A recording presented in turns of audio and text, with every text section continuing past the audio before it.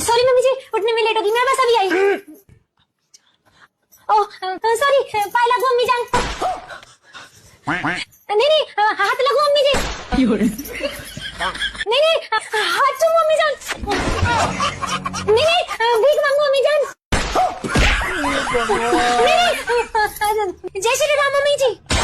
अरे बेगम, अम्मी जान के कहने का मतलब है नमाज का समय निकला जा रहा है, तुम जल्दी से तैयार हो क्या हो। हाँ, मैं बस अभी आई।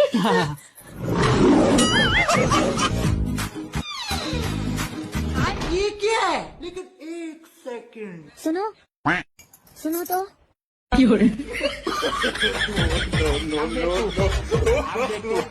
जय हो ला बाबा की। तो आपके यहाँ कूलर की पूजा होती है। जय कूलर